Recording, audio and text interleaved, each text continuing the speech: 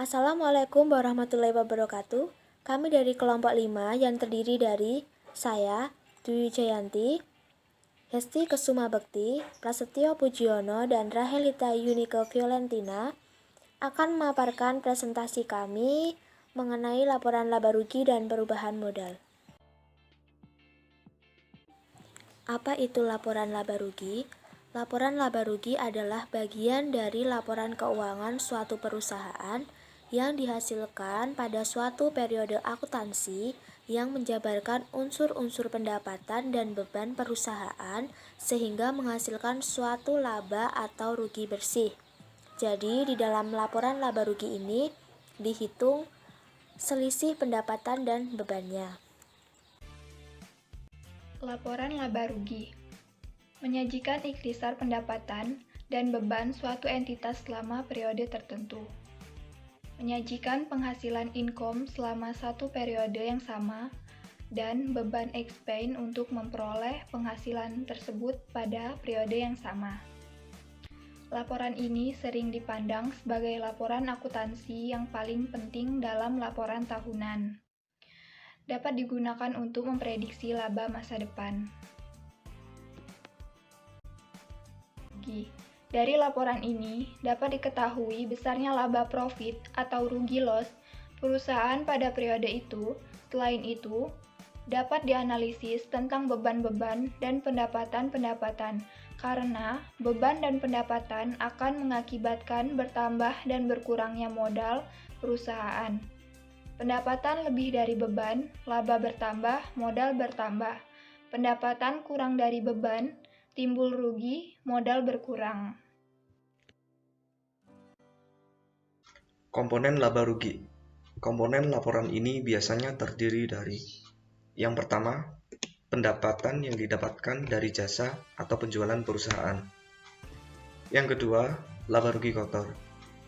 Laba rugi kotor adalah pendapatan dari penjualan sebelum dikurangi biaya lain seperti gaji, pajak, dan pembayaran bunga.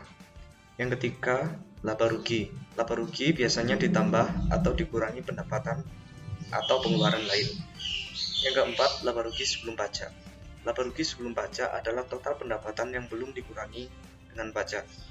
Jadi, untuk menghitung laporan sebelum pajak ini, kita harus mengurangi laba operasional dengan biaya pajak. Dan terakhir adalah laba rugi bersih. Laba rugi bersih kebalikan dari laba rugi kotor. Laba rugi bersih adalah pendapatan dari penjualan setelah dikurangi biaya lain. Komponen laba. Ada 4 komponen laba. Yang pertama, pendapatan. Pendapatan merupakan arus kas yang masuk atau yang diterima perusahaan yang didapat dari penyerahan atau produksi suatu barang, pemberian jasa, atau aktivitas lain yang merupakan usaha terbesar atau usaha utama dari perusahaan tersebut. Yang kedua, beban. Kebalikan dari pendapatan, beban merupakan arus kas yang dikeluarkan oleh perusahaan sebagaimana untuk memenuhi pembayaran kewajiban perusahaan tersebut. Yang ketiga, keuntungan. Keuntungan merupakan peningkatan dalam ekuitas yang berasal dari transaksi sampingan atau transaksi yang terjadi sesekali dari suatu entitas dan dari semua transaksi. Yang terakhir, kerugian. Kebalikan dari keuntungan, kerugian merupakan penurunan dalam ekuitas.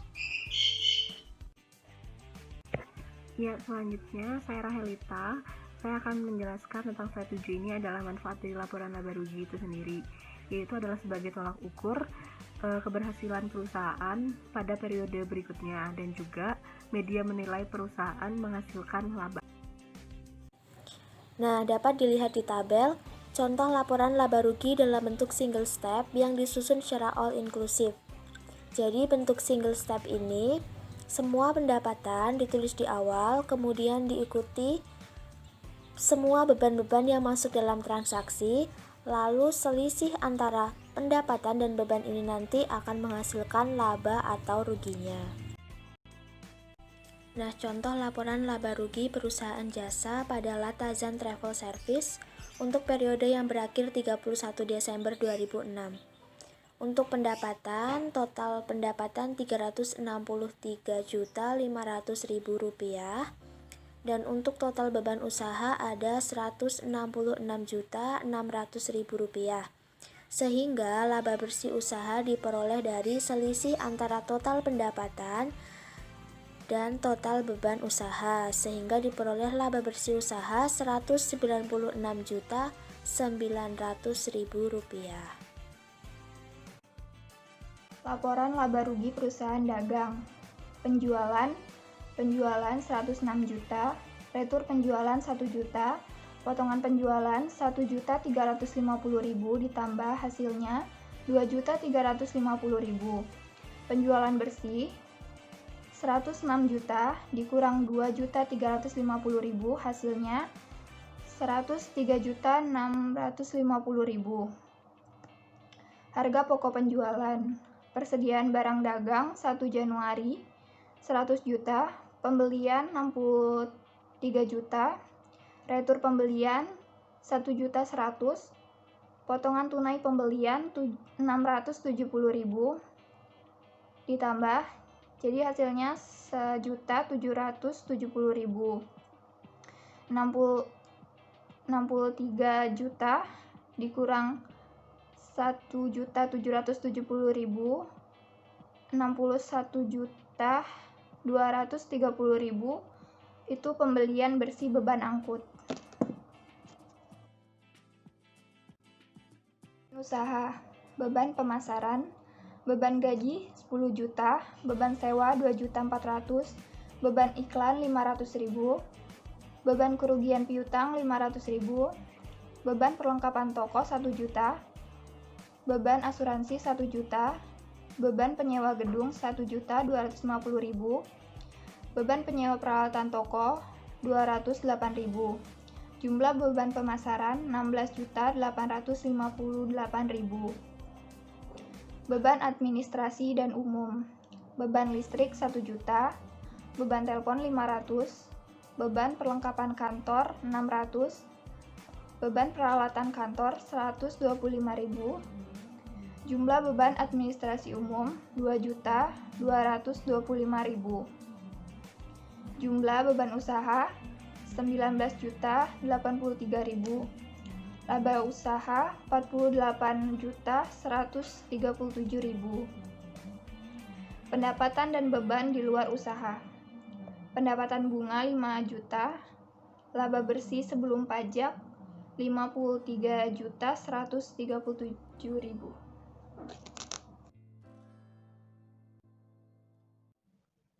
Format laporan laba rugi. Laporan laba rugi untuk perusahaan berbentuk CV firma, perusahaan pribadi maupun PT, tapi bukan manufaktur. Contoh formatnya, nama-nama akun ada penjualan, terus ada beban operasional terdiri dari beban gaji, beban pajak, beban perlengkapan, beban peralatan, beban penyusutan peralatan, beban penyusutan gedung, beban iklan, beban asuransi, beban listrik, air telepon, beban rupa-rupa. Seluruh beban ditulis di total beban operasional. Total beban dikurang penjualan, hasil dari laba rugi. Ya, saya Rahelita. Saya ingin menerangkan tentang perubahan ekuitas atau modal. Di sini perubahan ekuitas itu adalah dalam waktu tertentu dan itu berasal dari pemilik atau investasi pemilik itu dari laba bersihnya, dan biasanya penurunannya itu dipengaruhi oleh investasi pemilik dan rugi bersih dari pemilik itu sendiri. Terima kasih. Berikut merupakan laporan perubahan ekuitas dari perusahaan jasa. Diambil contoh perusahaan Latazan Travel Service. Bisa dilihat modal Tuan Farhan per 1 Januari 2006 sebesar 221.950.000. Modal tersebut kemudian ditambah dengan laba bersih usaha sebesar 196.900.000. Kemudian hasilnya dikurangi dengan proyek Tuan Farhan sendiri sebesar 5 juta. Kemudian akan ditemukan modal akhirnya per 31 Desember 2006 sejumlah 413.850.000. Nah, untuk mengetahui kenaikan modal, bisa menggunakan cara modal akhir dikurangi dengan modal awal, yang mana kenaikan modal akan ditentukan jumlahnya sebesar 191.900.000. Selanjutnya adalah contoh laporan perubahan ekuitas dari perusahaan dagang. Diambil contoh perusahaan dagang Safira untuk periode yang terakhir 31 Januari 2006. Modal Nyonya Safira 1 Januari 2006 sebesar 361 juta, kemudian ditambah dengan laba bersihnya sebesar 53.137.000. Hasilnya 414.137.000. Kemudian hasil tersebut dikurangi dengan per Nyonya Safira sebesar 1 juta, kemudian akan ditentukan modal Nyonya Safira per 31 Januari atau modal akhirnya sebesar 413.137.000. Selanjutnya, di sini ada tabel tentang laporan perubahan ekuitas terbatas. Di sini adalah laba yang ditahan 31 Januari 2011 itu berjumlah 30.500.000, lalu koreksi labanya 3.500.000 dengan total keseluruhan 38 juta. Lalu laba bersih dalam periode 2011 9.500.000 tambah 2 juta dan 7.060.000, totalnya semuanya adalah 1.059.000.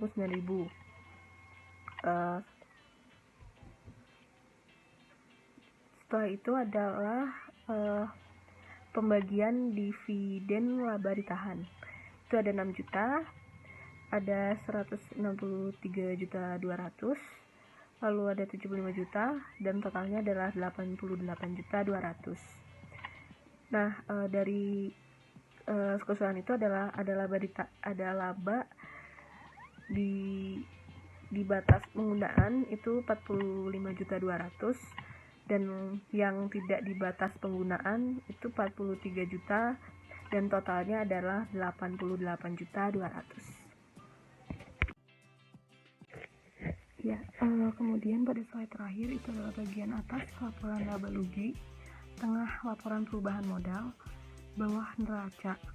Nah, untuk tengah laporan perubahan modal dan berhubungan dengan kedua laporan tersebut, dan bisa dilihat dari jumlah laba yang diambil, laporan laba rugi dan modal akhir itu ditulisnya di neraca. Terima kasih.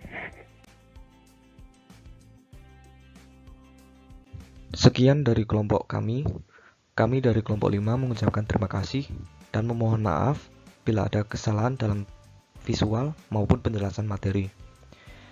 Untuk sesi selanjutnya, kami akan mengadakan sesi tanya jawab. Sekali lagi terima kasih. Wassalamualaikum warahmatullahi wabarakatuh.